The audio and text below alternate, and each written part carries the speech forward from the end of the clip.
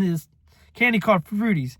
If you don't know what Fruities are, man, they're like little flavored Tootsie Rolls. And so growing up in Cincinnati, there's this little town in Cincinnati. It's called Norwood.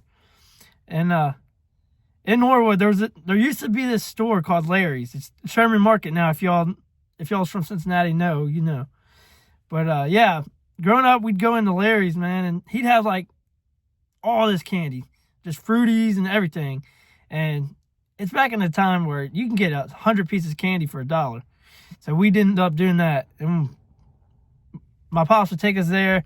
When my pops passed, my grandpa would take us there. He'd get us 40. We'd get us 100 pieces of candy for $1. And man, that was a time to be alive. But yeah.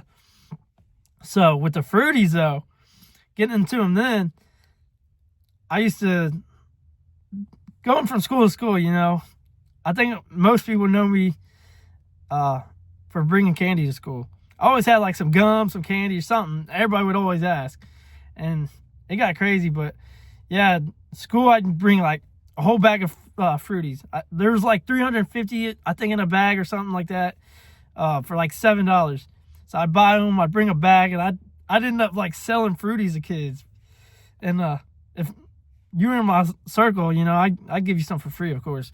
But yeah, man, just that's the top of my list. I had to go back down memory lane for a second, but yeah, man, that was a good time growing up. Just 100 pieces of candy for $1. You can't get that now.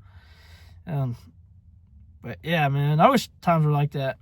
But yeah, if you remember me bringing candy, bringing gum, always having it, you know, this is good times.